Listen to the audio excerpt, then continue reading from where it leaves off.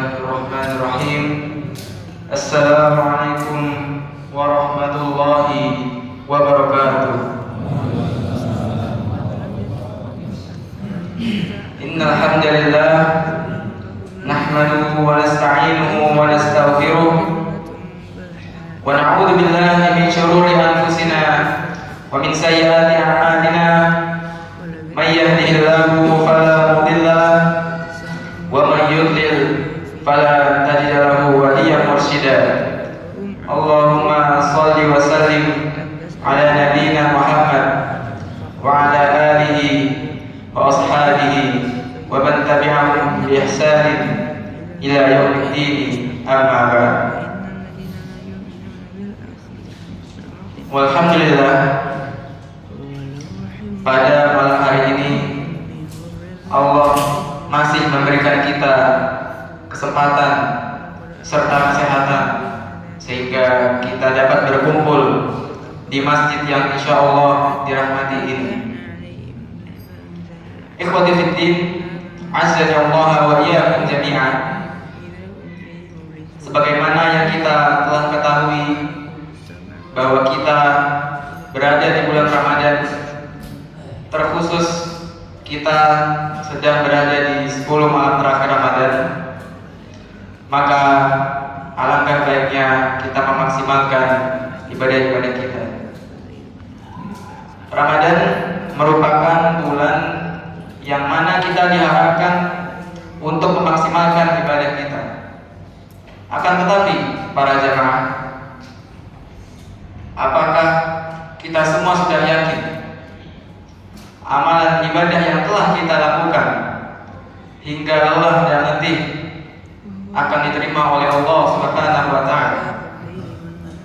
Maka pada kesempatan kali ini izinkan saya menjadi pengingat terutama bagi saya pribadi dan terkhusus kepada para jamaah sekalian, hafizakumullah taala.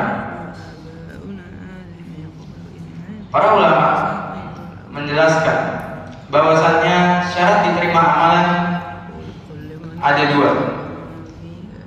Yang mana yang pertama adalah ikhlas kepada Allah Subhanahu wa taala. Ini bersandar dari salah satu hadis yang diriwayatkan oleh Umar bin Khattab radhiyallahu anhu, bahwasannya Rasulullah sallallahu alaihi wasallam bersabda, "Innamal a'malu binniyat." Sesungguhnya suatu amalan itu tergantung pada niatnya. Dan dilanjutkan di lafaz setelahnya, wa innama likulli imri'in ma nawa.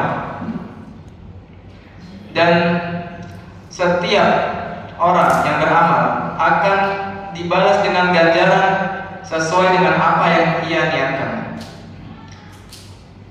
Maka bisa jadi amalan kecil yang kita lakukan akan bernilai besar di sisi Allah Subhanahu wa taala jika kita niatkan dengan tulus dan mengharap ridha Allah Subhanahu wa taala. Begitu pula sebaliknya, ketika kita mungkin melakukan amalan yang besar di sisi kita, maka bisa jadi amalan itu kecil di sisi Allah jikalau kita belum bisa ikhlas kepada Allah Subhanahu wa taala. Ini juga dikuatkan dengan salah satu hadis yang diriwayatkan oleh Abi Sa'id Al-Khudri radhiyallahu anhu, bahwasannya Rasulullah sallallahu alaihi wasallam menjelaskan tentang keutamaan para sahabat.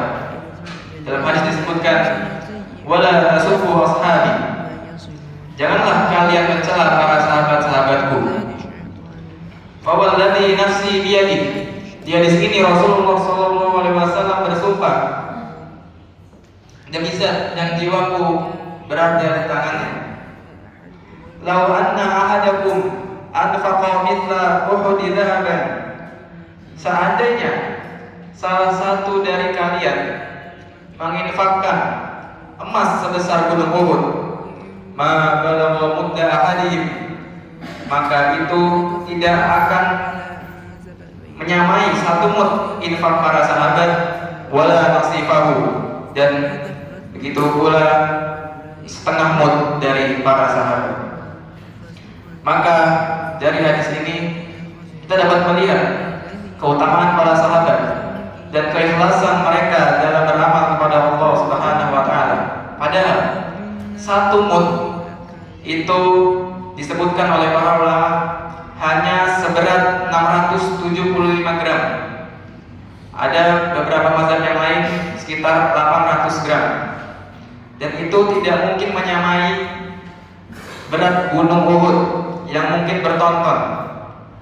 Tapi kita tidak bisa menyamai amalan-amalan mereka karena mereka saking ikhlasnya kepada Allah Subhanahu wa taala.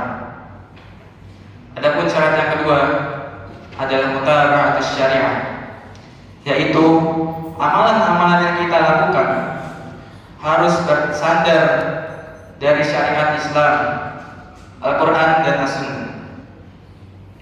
Seperti yang disebutkan pada hadis yang diriwayatkan oleh Aisyah radhiyallahu anha, bahwasanya Rasulullah sallallahu alaihi wasallam bersabda, "Man 'amila 'amalan," barang siapa yang mengerjakan suatu amalan, "laisa 'alaihi amruna," yang mana amalan tersebut tidak ada sandarannya di syariat Islam, jadi menyelisihi ataupun menyeleweng, fahuwa raddun, maka amalan tersebut otomatis tertolak. Maka ada suatu kaidah yang terkenal di kalangan para ulama tentang perkara ini, yang mana kaidah tersebut berbunyi, al-aslu fil ibadat at-tahrim. Hukum asal dari suatu ibadah adalah sebuah pengharaman. Para ulama menjelaskan tentang kaidah ini, bahwasanya hukum asal dari suatu amalan yang kita semua lakukan, walaupun untuk Allah Subhanahu wa taala, hukumnya haram kecuali terdapat dalil yang menganjurkan kita atau memerintahkan kita atau membolehkan kita. Sebagai contoh, amalan kita setiap hari, sholat 5 waktu. Hukum asal dari sholat 5 waktu yang kita kerjakan setiap hari adalah sebuah keharaman. Akan tetapi, seperti yang kita telah ketahui bersama, Allah Subhanahu wa taala berfirman, "Wa aqimus shalah," maka dan dirikanlah salat. Maka hukum salat untuk kita yang awalnya haram menjadi wajib karena Allah telah memerintahkan amalan itu. Dikarenakan kita harus beramal sesuai syariat Islam, maka otomatis setiap muslim tidak terkecuali haruslah menuntut ilmu agama Islam. Ini bersandarkan dalam hadis yang diriwayatkan oleh Anas bin Malik, yang mana Rasulullah sallallahu alaihi wasallam bersabda, "Talabul ilmi fardhatun ala kulli muslim." Menuntut ilmu itu wajib bagi seluruh umat Islam. Dan telah ditafsirkan ilmu di hadis ini adalah ilmu yang berkaitan dengan agama Islam, ilmu yang mempelajari tentang syariat Islam. Mungkin ini yang bisa kami sampaikan. Kurang lebihnya mohon maaf. Terima kasih atas perhatian seluruh jamaah Masjid Al-Muhajirin hafizakumullah taala. Sebagai penutupan,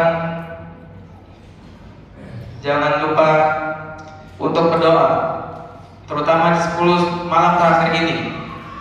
Dan ada suatu doa yang dianjurkan, terutama di malam-malam yang diharapkan di dalamnya Lailatul Qadar, yaitu Allahumma innaka afuwun, ya Allah, Engkaulah Maha Pemaaf, tuhibbul afwa, Engkau menyukai maafnya seorang hamba dan taubatnya, fa'fu anni, maka maafkanlah kami. Syukran. Hadza wa sallallahu ala nabiyyina Muhammad. Wassalamualaikum warahmatullahi wabarakatuh.